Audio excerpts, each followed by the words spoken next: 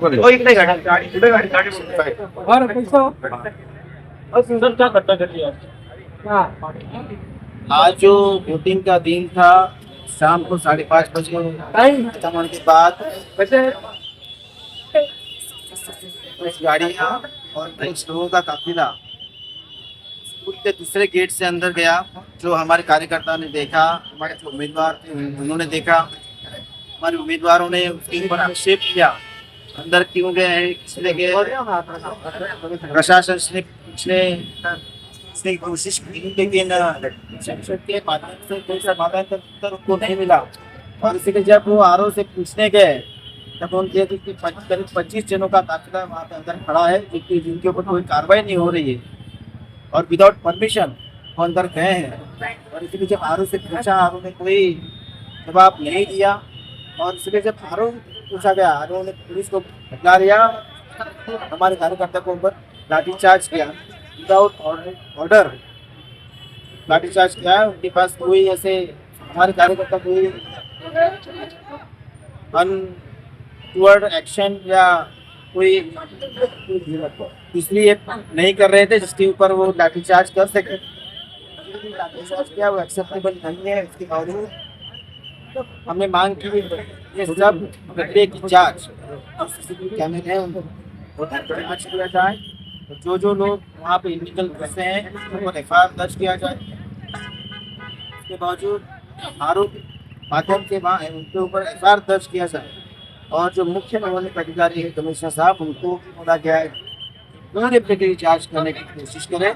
और जिन्होंने लाठी चार्ज किया है विदाउट परमिशन अंदर गए, जो यहाँ पे दोषी है सब के ऊपर जांच किया जाए, एफआईआर दर्ज किया जाए, ऐसे हमने मांग की।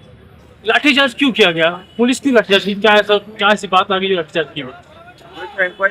इसीलिए इंक्वायरी करने के लिए हमने मांग की जांच करने के बाद एफआईआर दर्ज किया जाए, ताकि वो जो लोग अंदर गए थे क्यों गए थे, किस लिए गए थे, उनका क्या कारण था, पूरी की पूरी जांच करने के बाद जब हमारे कार्यकर्ता गए थे, हमारे कार्यकर्ता गुस्से में थे, लेकिन कोई लॉ एंड ऑर्डर तोड़ा नहीं था। उसके बाद लाठी चार्ज किया गया, वो एक्सेप्टेबल नहीं है। हमारे महिला कार्यकर्ता, छोटे छोटे बच्चे, उनको ऊपर भी लाठी चार्ज किया है, वो एक्सेप्टेबल नहीं है। जो दोषी है सब के ऊपर एफआईआर दर्ज होना चाहिए। आपकी सरकार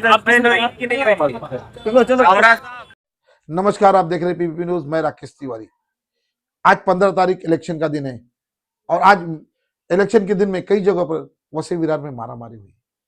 आज सेठ विद्या मंदिर हाई स्कूल में वसई में कुछ इस प्रकार से घटना घटती है कि भाजपा के कार्यकर्ताओं को मारा जाता है, वो भी महिला कार्यकर्ताओं को मारा जाता है और पुलिस द्वारा लाठीचार्ज किया जाता है। मामला कुछ इस प्रकार है कि सेठ विद्या मंदिर स्कूल में कुछ अज्ञात लोग, जहां पर ईवीएम की मशीन व वोटिंग मशीन रखी जाती, वहां पर कुछ अज्ञात लोग अंदर चले जाते हैं। तो वहीं महिलाओं को कुछ जानकारी मिलती है और महिला पूछती है कि क्या कारण है कि ये लोग अज्ञात लोग आए। और पुलिस उस पर, क्या पता पुलिस मैनेज थी कि क्या कारण था कि उन लोगों को पुलिस पीछे के रास्ते से निकाल देती है और इन महिलाओं को संतोषजनक जवाब नहीं देती। जब संतोषजनक जवाब नहीं मिलता महिलाओं को, तो महिला कहीं ना कहीं पूछने चलती है कि क्या मामला है, आपने क्यों मारा। तो पुलिस के वो अधिकारी एक महिलाओं पे 13 से 14 महिला बहुत बुरी तरह से घायल हुई हैं, उन्हें मारा जाता है, पीटा जाता है। मैं तो ये कहूंगा कि भाजपा के कार्यकर्ताओं को ढोल बना दिया गया है वसई विरार में। जब चाहे, जिसे दिल चाहे पीट के चला जाता है। कुछ दिन पहले आपने विवांता कांड देखा था, इसी तरह वहां पर पुरुष महिला सभी को पीटा गया था। केंद्रीय मंत्री विनय तावड़े तक को दबा के रखा गया था। हमदार राजन नाइक को मारा गया था।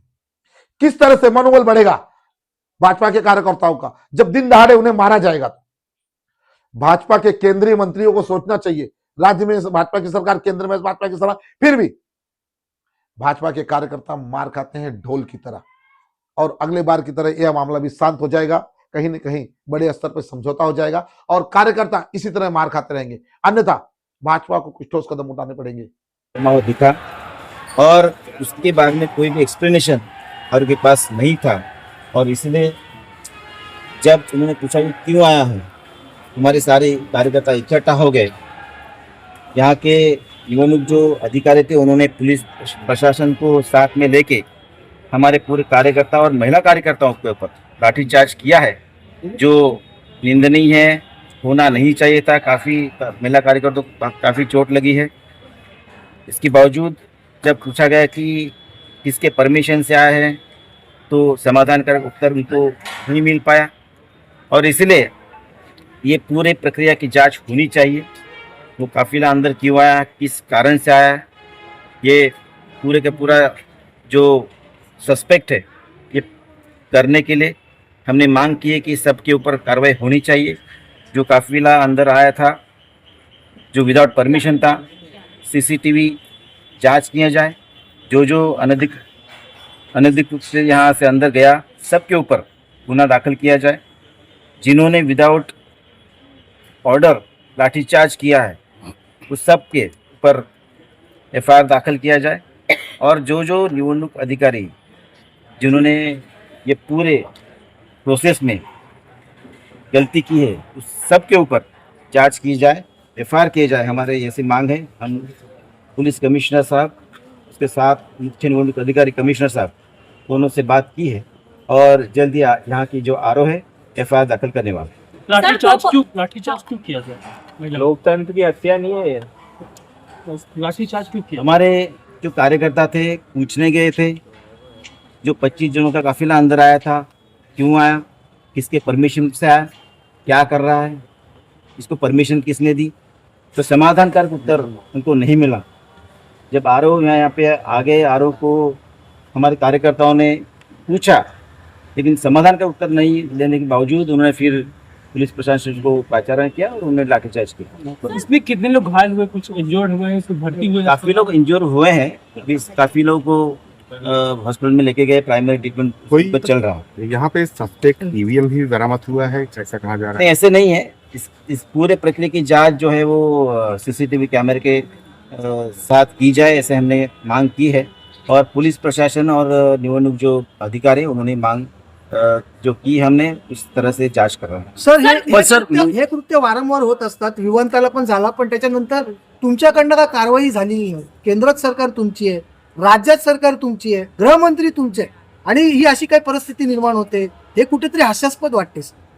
चुकीचा प्रश्न आहे तुमचा. सर मागच्या गेटने कसे पळाले ते? कसं आहे की आम्ही शांतताप्रिय आमचे कार्यकर्ते आहेत. आम्हाला वाटत नाही की शांतता भंग झाली पाहिजे. मुद्दाम भांडण उकरून आम्ही काढत नाही, परंतु जर आमच्या अंगावर कोणी आले तर आम्ही शिंगावर घेतल्याशिवाय राहत नाही. साहेब पण त्यामुळे कार्यकर्त्यांना जी लाठीचार्ज झालाय ते आम्ही ऍक्सेप्ट करणार नाही, सहन करणार नाही, आणि त्यामुळे सगळ्यांवर कारवाई झाली पाहिजे ह्या दृष्टीने आम्ही सगळ्या प्रशासनाला सांगितलं. ईव्हीएमचं काय नेमकं बोललं? ईव्हीएमचं काय?